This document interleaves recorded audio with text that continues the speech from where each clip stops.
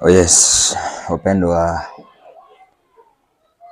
popote pale ulipo, tumia nafasi hii kukushukuru kwa kuendelea kutufuatilia.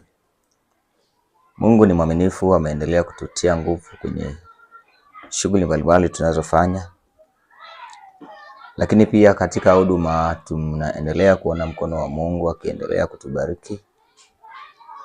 Tuna kila sababu ya kumshukuru Mungu. Sasa hivi tunapojiandaa kwa ajili ya mkutano wa mwezi wa 6. Nikualike kwa ajili ya kuombea mkutano upo popote pale ulipo. Paza sauti, mwambie Mungu jambo kwa ajili ya mkutano.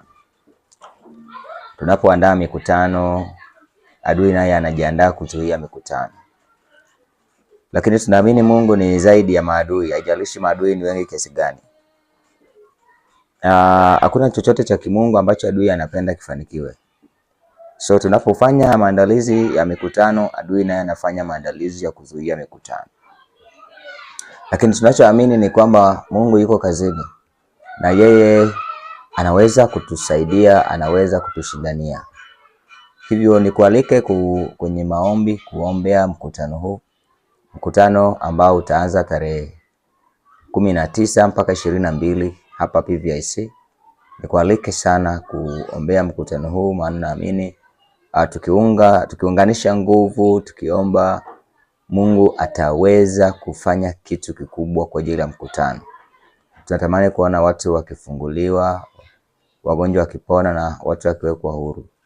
So nikukaribishe katika maandalizi haya kwa maombi yako, lakini pia unaweza ukasapoti mkutano kadiri Roho wa Bwana atakavyokuongoza, ili tuweze kufanya kitu kwa ukubwa zaidi kwa ajili ya utukufu wa Mungu. Mungu wa mbinguni akubariki sana.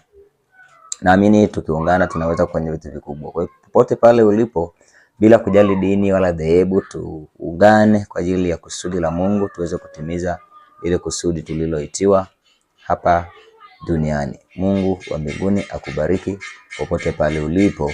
Amani ya Kristo kufunike. Amen.